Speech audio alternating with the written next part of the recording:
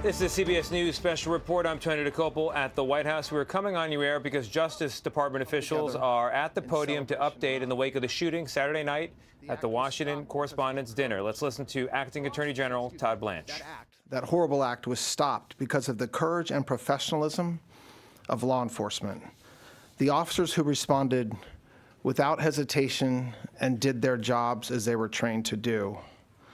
Secret Service agents promptly tackled and detained the suspect, Cole Thomas Allen. The president and all the protectees and participants at the dinner were safe. One brave officer was injured and is receiving care and has been released from the hospital. I want to make this clear. This man was a floor above the ballroom with hundreds of federal agents between him and the President of the United States. The Department of Justice approaches incidents like this with urgency and clarity of purpose. Violence has no place in civic life. It cannot and will not be used to disrupt democratic institutions or intimidate those who serve them, and it certainly cannot continue to be used against the President of the United States. We are investigating this matter fully. We will apply the law fairly, and we will ensure that accountability is swift and certain. But we also should recognize what did not happen. Law enforcement did not fail. They did exactly what they are trained to do. This was not an accident. It was the result, as we know now, of preparation. But the men and women who protected us that night were trained, professional, and had an enduring commitment to the rule of law. Today, the Department of Justice filed 3 federal charges in United States District Court against Cole Thomas Allen. The first count is attempted assassination of the President of the United States. This count is punishable by up to life in prison. The second count is interstate transportation of a firearm to commit a felony. This is punishable by up to 10 years in prison. And the third count is discharge of a firearm during a crime of violence, which is punishable by a mandatory minimum term of imprisonment of 10 years, a maximum of life, and the 10 years is consecutive to any other sentence imposed. Just to go through very quickly the timeline, which many of you in this room already know. The defendant, Allen, made a hotel reservation at the Washington Hilton for April 24th through April 26th. On April 21st of this year, he traveled by train from Los Angeles to Chicago and then from Chicago to Washington, D.C. On April 24th, he arrived in Washington, D.C. at approximately 1 o'clock in the afternoon and checked into the Washington Hilton. Approximately at 8:40 on the night of April 25th, Allen approached a security checkpoint on the terrace level of the hotel, which is again a floor above where the dinner was taking place. He ran through the magnetometer holding a long gun. As he did so, U.S. Secret Service personnel assigned to the checkpoint heard a loud gunshot. One Secret Service officer was shot in the chest, but was wearing a ballistic vest that worked. This heroic officer who was hit fired 5 times at Allen, who was not shot, but fell to the ground and was promptly arrested. I want to thank everybody who worked tirelessly on Saturday, Sunday, and continuing today. This includes members of the FBI, and Director Patel is going to address that in a minute. It includes members of the Metropolitan Police Department who were immediately on the scene, the chief, the mayor, to make sure that law enforcement was available to do their jobs and had all the tools they needed to do so. And lastly, the United States Attorney's Office here in D.C., our U.S. Attorney Jeanine Pirro and her team. A prosecutor stayed up all night long, didn't sleep all day yesterday, making sure that we got what we needed from all over the country. It included search warrants in California, search warrants here in D.C., multiple interviews that have been conducted already of witnesses and of family members of the charged individual. and continue to work hard today. This investigation is ongoing. It's not complete.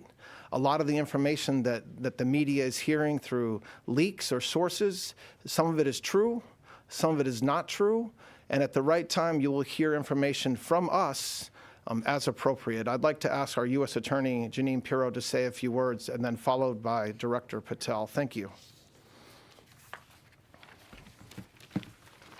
Thank you, Mr. Attorney General.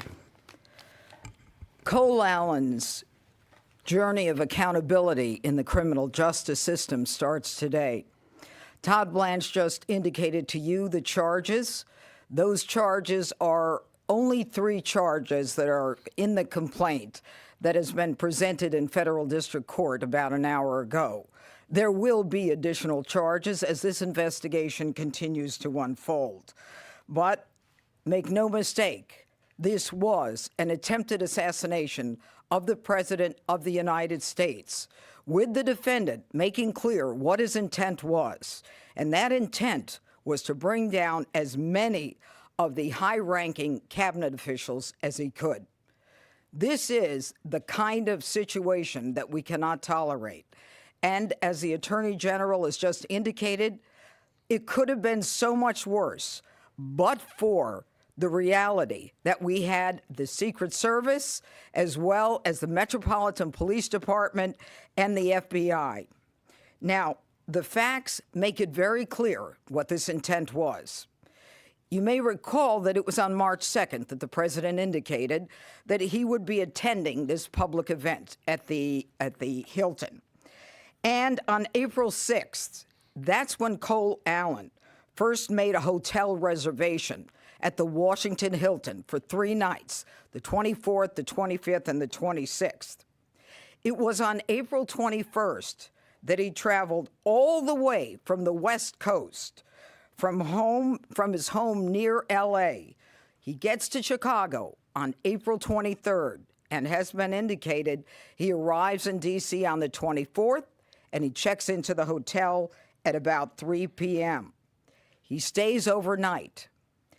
He is very much aware that the president and the first lady entered the ballroom at 8 p.m.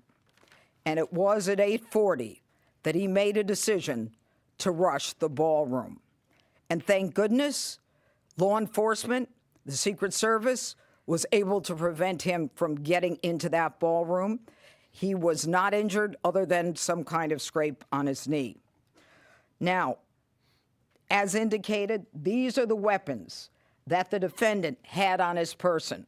You can see that's a 12-gauge pump-action Mossberg shotgun. It's a .38 semi-automatic. He had at least 3 knives and all kinds of paraphernalia.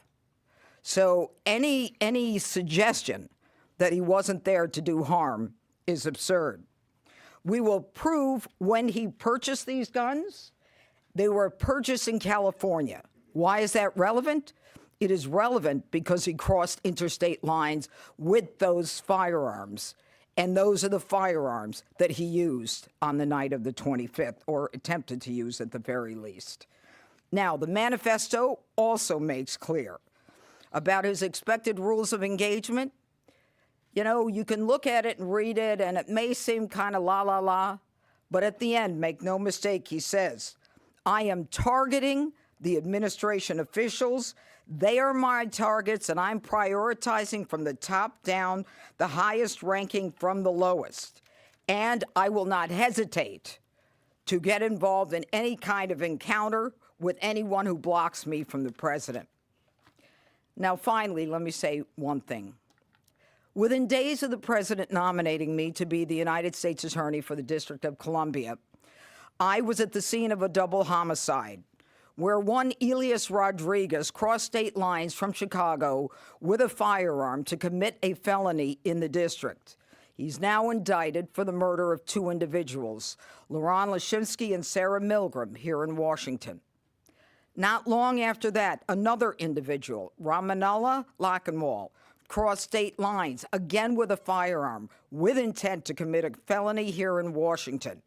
He traveled from the state of Washington. He is now indicted with the murder of Sarah Beckstrom, a National Guardsman, and the attempted murder of National Guard Andrew Wolf. Today, we have Cole Allen, another individual, charged with crossing state lines coming from California with a firearm with the intent to commit a felony here in the district. Let this be a message to anyone who thinks that Washington, D.C. is the place to act out political violence. And if you are willing to do so with a firearm and cross state lines, we will find you, we will track your steps from the inception of your plan, and we will prosecute you to the fullest extent of the law. Washington, D.C. is not the place to travel to commit acts of violence. The Constitution and the laws of the United States permit us to register our views through our voices and our votes. What they don't permit is making your views known through violence, especially violence directed at the President of the United States. This is anti-democratic at its core. Thank you, Judge. Excuse me. Thank you, General. This one hits a little differently. We were all there. Many of you were there. Many of you watching were there as well. The President was there. The Vice President was there. The Cabinet was there. And what you saw described by the General and the U.S. Attorney is absolutely true. The President spoke on late Saturday evening with the message of unity and a backing of law enforcement, and we have followed through on that message of unity and the effectuation of law enforcement across this country. This FBI is grateful to the United States Secret Service, the Department of Homeland Security, and our interagency partners, including the Metropolitan Police Department, for swiftly jumping into action. All of us on there put us in a unique position, but all of us also acted uniquely. The Washington field office jumped into action immediately, sending a mobile command center to the scene, along with our evidence response technicians, who showed up in speedy fashion to make sure we could collect the evidence that the prosecutors and the department needed to make this announcement today. Also on scene, you were told about the brave heroics of the United States Secret Service and other members of law enforcement. And that should be celebrated by every single American. They did exactly what they were trained to do. They stopped a massive attack from becoming even worse. They stood in the way, they safeguarded America, and they should be nothing but applauded for their bravery and their dedication to their mission and their selfless sacrifice to this country. The FBI, along with standing up mobile command units, evidence tech response team, and Washington SWAT on scene, also established our NC3, our National Crisis Coordination Center, almost immediately. And almost immediately in parallel, we stood up our command center at the Washington field office under ADIC Darren Cox's leadership. Throughout the evening, we immediately began working with our Department of Justice partners to find the evidence necessary to effectuate the legal process necessary and enter into the suspect's room at the Washington Hilton successfully and lawfully and obtain the relevant evidence for exploitation. That was on scene. Back at the headquarters division and the Washington field office, we were coordinating a national scale investigation that literally spanned from coast to coast. As you heard, FBI agents, along with the interagency, were immediately dispatched to the suspect's home in California, where we conducted interviews that provided critical information about this horrific attack. We also dispatched investigators and agents to New London, Connecticut, where we conducted further interviews that provided necessary information that you will find in this criminal complaint, as the United States Attorney has just laid out. While officers were working diligently through the night to conduct those interviews, we were also conducting interviews of witnesses on scene. Those interviews are ongoing. As you know, there was almost 2,000 people there. We are sifting through and prioritizing who to talk to, and we will get to each and every one of you with any bit of relevant information. Again, we ask everybody who has any relevant information, like I did on Saturday night with the President, 1-800-CALL-FBI. Any piece of information is information we want to have and must receive. On top of the on-scene response by this FBI, the headquarters response, and the Washington field office response, the FBI flipped on its enterprise-wide response to this critical incident. What does that mean? We dispatched fixed-wing assets across the country so that we could immediately transport evidence that was acquired in California and Connecticut and sent it to our laboratories in Quantico for analysis. We collected the shell casings on scene, including the firearms and the weapons that the judge talked about. Those were also sent to our Quantico laboratories for immediate analysis. America should be proud that this FBI acted with the urgency that was needed for the moment that we had to answer. The president rightly said that we will act in a unified fashion, and it's because of President Trump's leadership and backing of the blue, every single person in law enforcement that I stood with into late evening hours on Saturday, early evening hours on Sunday, and all day yesterday and today are thrilled to wear the badge and defend this country. Each and every one of them deserves our thanks, and I encourage everyone listening to go out there and shake the hand of a federal agent or police officer and say thank you for doing their job. Thank you for training endlessly to make sure they meet the mission requirements. And for me, as the director of the FBI, I want to thank our headquarters components for working diligently with our prosecutors and make sure that the American public knows it's not just federal agents that do this work. It's our intelligence analysts, our support staff, our laboratories, our fixed-wing assets, our critical incident response groups, our hostage rescue teams. Agents sprung into action, got out of bed, and haven't slept since. These prosecutors haven't slept since, and I promise you they're not going to be sleeping. They are going to give you every piece of evidence. As the journal said, we will make public, when appropriate, to protect the integrity of this investigation, to make sure that due process is served, and we will meet the highest standards of the Constitution as we always do. And that is when we will continue to disclose information. I know the public has a yearning for information, but just remind yourself of how much information you have already received, how transparent this administration has been. In less than 48 hours, you know almost every single thing we know. And what we have not told you yet, we will tell you in short order. So once again, from me, as director of the FBI, I want to thank the interagency. I want to thank the United States Secret Service and their director, Mark Wayne Mullen, the Secretary of Homeland Security, the Attorney General of the United States, Attorney Pirro, and Ada Cox for springing into action on a night that should have been celebrating free speech, but we will be doing it again shortly, as the president said, and we look forward to seeing you all there. Pierre. Two questions, please. Beyond the evidence and what the judge described as the manifesto, what other evidence can you point to that tells us that the president was the primary target of the suspect? So we're a day and a half into the investigation. As we talked about earlier, we were able to get multiple devices from various locations, the hotel room and also his where he lived in California. We have started that process. There's nothing more that would be appropriate to share at this time until we have thoroughly gone through it, which we're doing, and we'll share that information as appropriate in the future. Second question, go ahead. Beyond the assassination attempts against President Trump, you had someone try to burn down the mansion where the governor lives in Pennsylvania. You had those state lawmakers attacked in Minnesota. You've had 2 Israeli embassy staff members murdered in the city here. You had the Charlie Kirk assassination. You had the National Guardsman killed in the city. Can you, each of you, describe the current threat environment and what DOJ's stance is about it?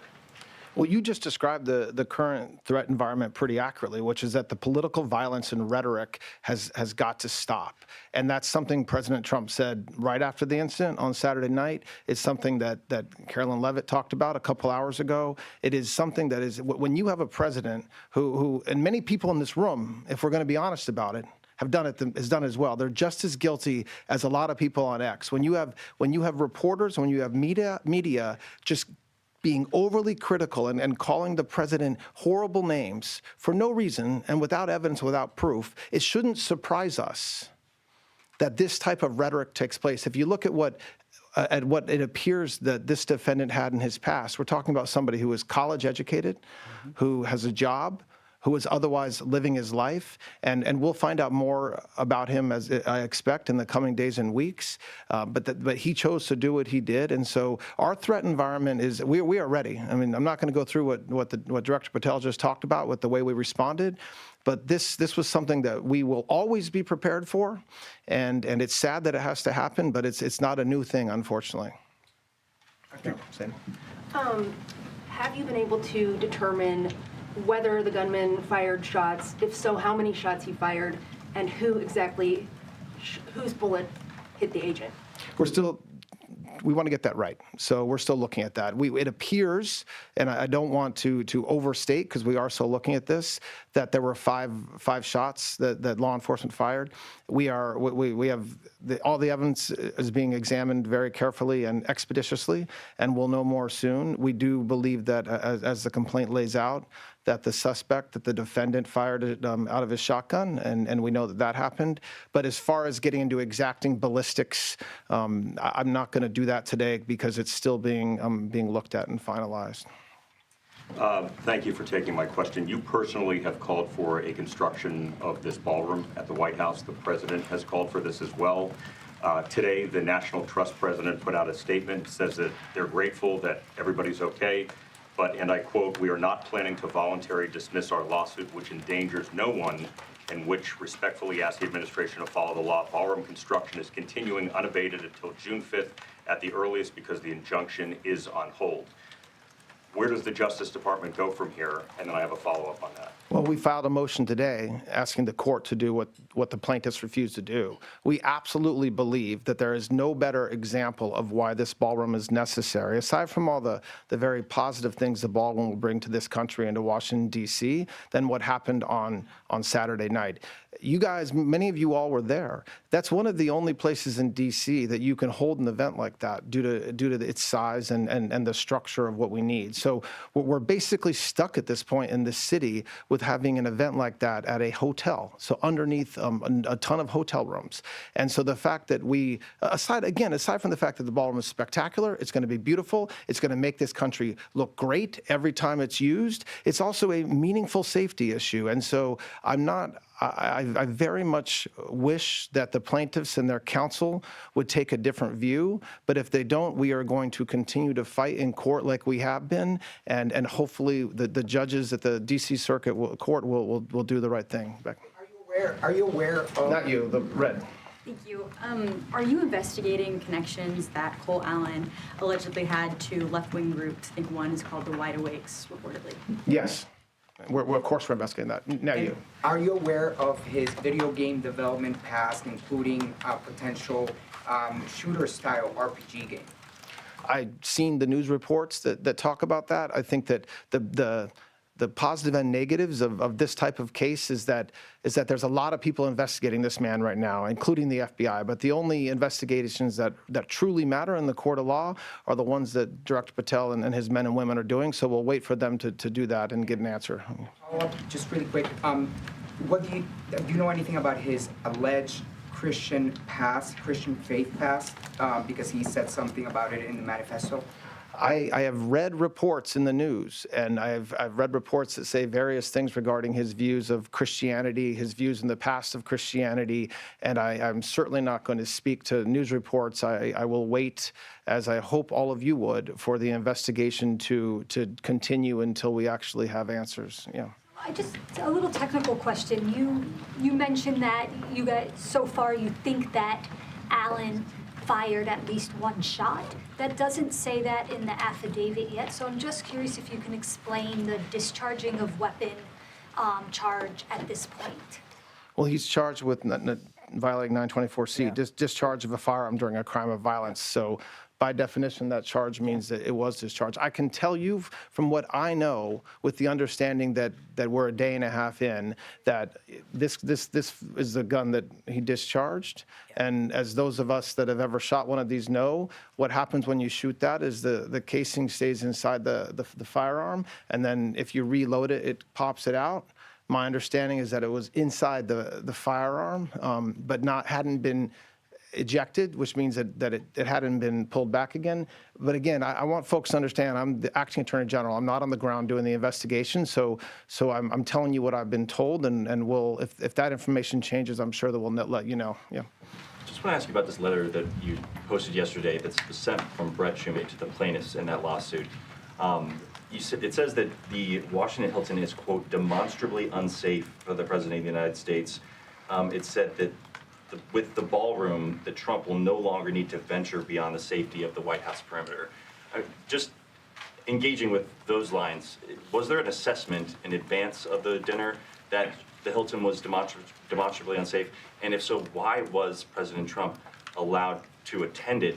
And then separately, just the idea that by building the ballroom that President Trump wouldn't need to go outside of the confines of the White House. I mean, is that something that the American people, should find acceptable, that the president would have to be, for major events, confined to the White House? It seems like kind of a castle situation.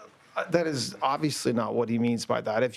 And the fact that that question comes with respect to President Trump is laughable in the extreme. I mean, laughable in the extreme. You have a president who willingly speaks with you guys multiple times a day, I would say 7 days a week. He is active all over the country. I think with that, keeping it to the four corners of that statement, when he says demonstrably, it's demonstrated by what happened on Saturday night. So that doesn't mean that the Secret Service would ever let the president go into an unsafe environment. I know that the director of the Secret Service will be focused on making sure that we always keep him safe. And by the way, as we said before, and as anybody that was in that room knows, we were safe. We were safe. We heard a lot of loud noises that at the time many of us thought could be guns going off. It was mostly plates falling because of the staff, understandably, were running. So my reaction to that is I'll leave anything with respect to security up to the great men and women of the Secret Service.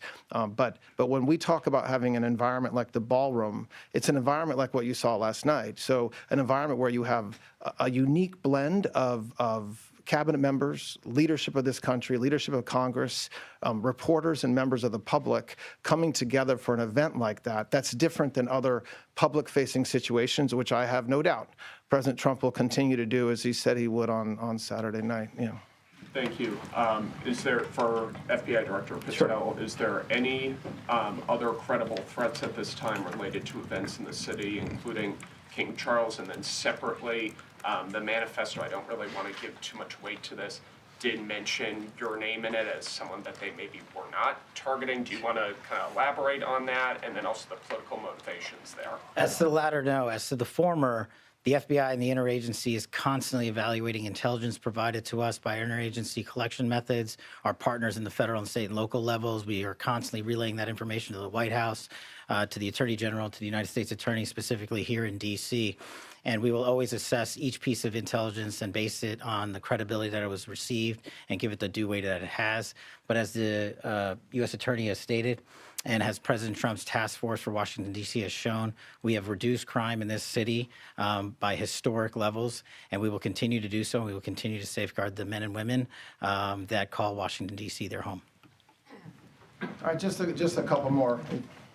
Acting Attorney General, in paragraph 14 of the complaint today, it says that the suspect fell, and you said that he was tackled. I just want to see if we can try to make sure we understand. Well, I think that both can be true. And I would rely on the complaint because that was sworn to by an agent and not by the words out of the acting attorney general, who most certainly was not there. But I think both can be true. The U.S. attorney yesterday also mentioned that one of the charges possibly would be for assault on an officer, and I noticed today it's a different charge. Is this because you've determined that what he shot didn't actually strike the officer?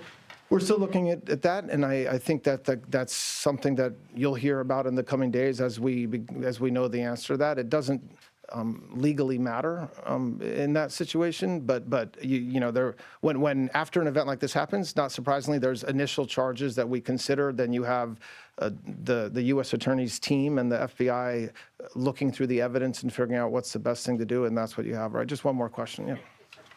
I have two quick questions. One, All right, two I questions. just wanted to clarify, you said the one officer fired their weapon 5 times. Was that the only officer who discharged a firearm? I want to be very careful in answering that question because this is, when you do ballistics evidentiary collection and research, it is very complicated. So when you fire a bullet, the bullet ends up somewhere. Sometimes you find it, sometimes you don't. And so from that, with that qualifier, we believe right now that there was 5 shots fired from the same firearm. But there's a team of folks looking at this that are experts, and the evidence collection team that were in that area of the hotel where the shots were fired will work all night. They have the evidence they collected, but it's not an exact science from the standpoint that, for example, the buckshot, when that shot, it scatters everywhere. Sometimes it just disappears, actually, depending on where it hits. So you don't have to, hopefully with that qualifier, that's where we are right now. Question about the timeline, sir. Hold on. I just wanted to ask what law enforcement has learned about why he was targeting President Trump. Do you guys believe he was upset about a certain policy or decision by the president? The complaint lays out what I think is described as a manifesto, which is something that he allegedly sent to many folks, his family. That's what we have so far as his motivation. As the U.S. Attorney said a few minutes ago, what is clear from the complaint and from what we have so far is he was targeting President Trump. He described that in his manifesto. He was targeting administration officials. He described that. But as far as us understanding additional motivation, that's for the FBI and law enforcement. All right. Thanks a lot, guys. I appreciate it. Thank you. Can you show the Amtrak security measures? You've been listening to a press conference with DOJ officials, Acting Attorney General Todd Blanche, U.S. Attorney General Jeanine Pirro, and FBI Director Kash Patel. Todd Blanche spoke first. He had a clear message he wanted to convey. When it comes to security on Saturday night, his message was the job was done, people were safe, and in his view, it wasn't a close call, not a failure of security. The gunman was stopped, and the president was protected. On the other hand, he also pointed out that these acts of political violence, threats to democratic institutions, need to stop. That was a message that Jeanine Pirro echoed, and we also got some pictures of the guns and a TikTok of the night, as best known at this point, regarding the suspect's movements and how he got into position.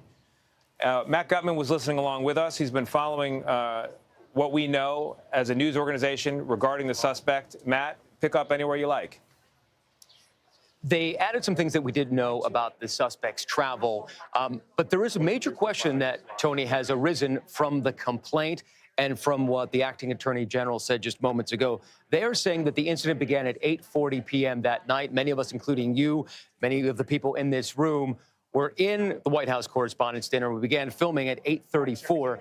He did not explain that. They say that this is still an ongoing investigation, but we seem to know more about when and how the shots were fired. We also interviewed an eyewitness earlier today who also now tells us that the suspect came charging in, apparently opening fire, but at some point tripped and fell, that it wasn't Secret Service officers who tackled him. Then there was another barrage of gunfire. We have learned that the officer who was hit by apparently a pellet or some buckshot from the suspect's shotgun, that is the officer who fired about 5 times. They still say they are working on the ballistics, but we know a lot more than we did a couple of days ago also about those charges. We now understand that if convicted, it is very possible that this suspect could face the rest of his life in prison. Some of these charges, Tony, are consecutive. Attempted assassination of a president means life in prison.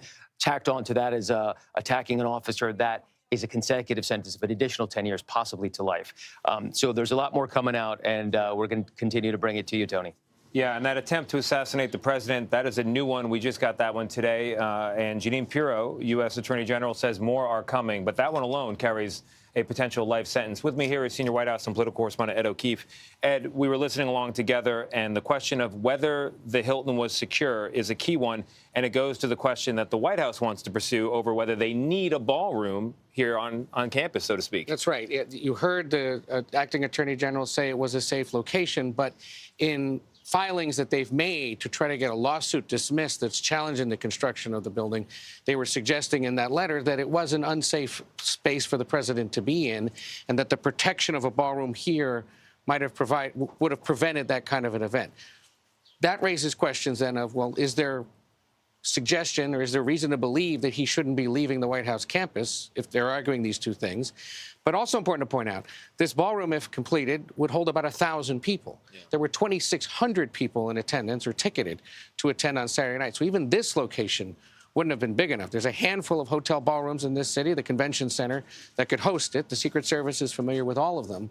But that adds to the questions that will be asked. And there is expected to be a review here at the White House regarding his security. The chief of staff, Susie Wiles, Susie Wiles is going to hold a meeting. They keep telling us early this week, so not necessarily today, to go over the details of what went wrong that night and what might need to change. One of the questions we raised today is, will you see the president and vice president together at public events in the future that aren't necessarily something like the State of the Union or some other government event? Would you perhaps work to keep them apart given the concerns about the line of succession?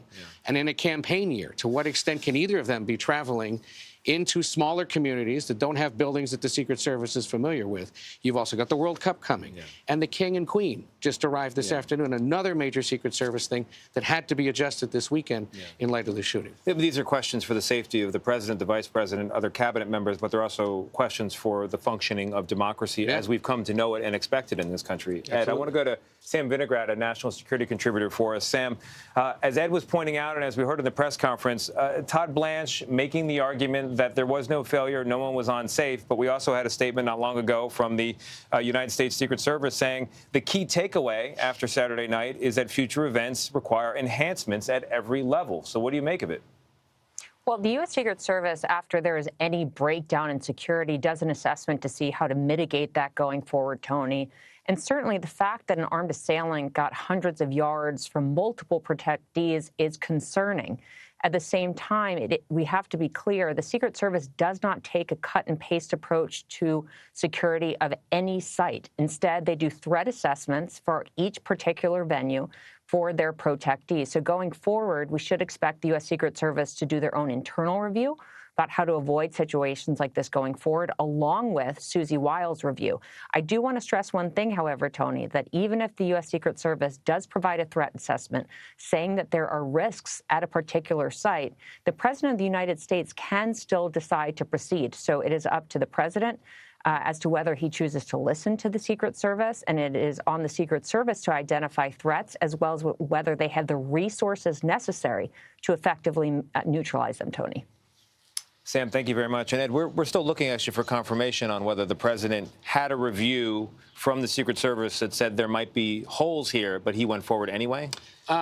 We've asked those kinds of questions, and they haven't necessarily told us that this was an unsafe situation. Again, this is a hotel and a location and an event that the Secret Service knows very well. Hundreds of presidential events held there over the last several decades, and this dinner there every decade. And it is designed specifically with rooms for holding the president or vice president, with garages that he can enter. Special they know entrance, it very well. he's not going to be seen by the public. Right, because it's the site where Ronald Reagan was he was shot back in 1981, and ever since they've been enhancing that building. Yeah, they have. And the threat environment has changed. Ed, thank you very much. Sam, thank you very much. Matt as well. Our coverage will continue on CBS News 24/7, your local news, and tonight on the CBS Evening News. This has been a CBS News special report. I'm Tony Dokoupil at the White House.